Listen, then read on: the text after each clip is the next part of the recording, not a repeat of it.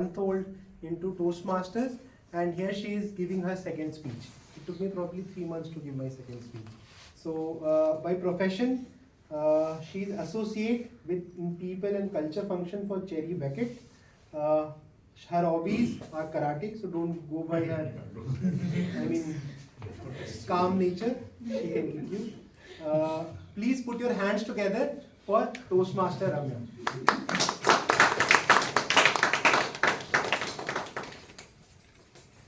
Pollution and solution. Toastmaster Ramya, pollution and solution. Thank you. Good morning, everyone. Good morning. Good morning. So it feels like I got a well-deserved promotion to be entitled as Toastmaster Ramya from addressing as Guest Ramya. Thank you. So, how many of you travel by your own vehicles to your work? Can everyone raise your hands? Great. When you are at the peak hours rushing to your office, did you ever feel that you have difficulty in breathing? At least once in your entire life? I think most of us do, but because I do it a lot of times. I'm a very old school person that I realized when I choose to select a topic to give a speech. I did it old school because like a kid, I selected a topic called pollution. Well,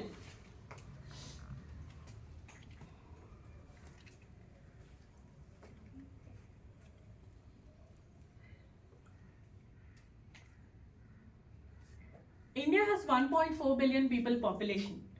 It's world's largely populated country. But what is more alarming is the rising levels of pollution in metro cities. It was metros back then, but even now, suburbans are getting more polluted. To be precise, I'm talking about air pollution. Every third person in this country has a private vehicle. I know a family of 4 who has 2 cars and 3 bikes.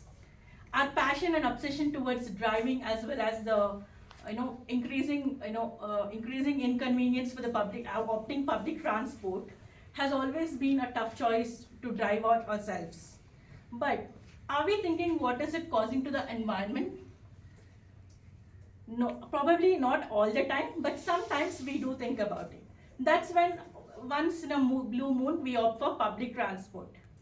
So,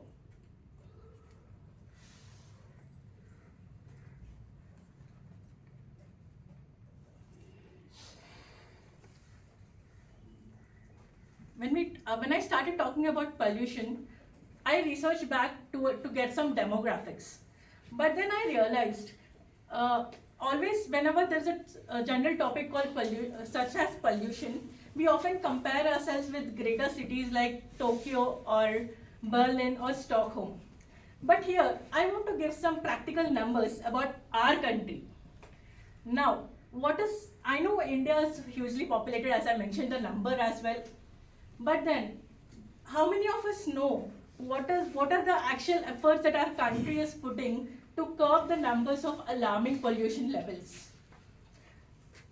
So, let me give you some more numbers. I did enough homework on these numbers. So, 90% of our population are opting public transport such as buses, mostly in suburbans, even in metros. But then, in metros, we have other mode of transports. But what is causing the increasing in pollution when most of them are opting public transport? Do anyone have this idea?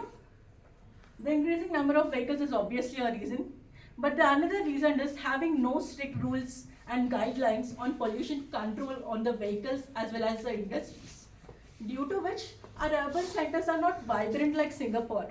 We are more of industry-based, industrial fuming cities. But let me give you some numbers that might change your perspective that India is moving towards a greener solutions. Every year, every day, Indian Railways, the world's largest connecting network, is handling 9.5 million passengers throughout the country. That's huge. Again, every day we have a lot of people who we know in our daily lives, like our co-workers or someone who we know in our family, who opt public transport most of the times.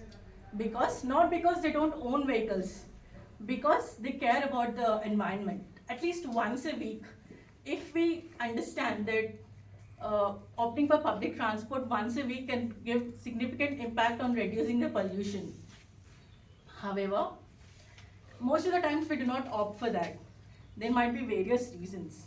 But when we think as a collective, as a country, to improve our own country and make it more vibrant, we must take that option and then help our countries prosper again. Another thing which I want to mention, the life expectancy rate. In most of the countries like Australia or Tokyo, the life expectancy is more than an average of 80 years. In India, it's almost 65 to 70 for the most healthy people. But then, I understand, pollution doesn't impact completely to a person's life expectancy. But as per the survey dated back to 2024, I'm unable to recall the survey name, but then, an average Indian loses a life expectancy of nearly 5 to 7 years when they are in a highly metropolitan cities which has alarming levels of pollution like Delhi, Mumbai and Pune. Hyderabad is no less, it is still in the race, but then we are a bit okay. With this, I think I gave the problem pollution and the solution as public transport. Thank you.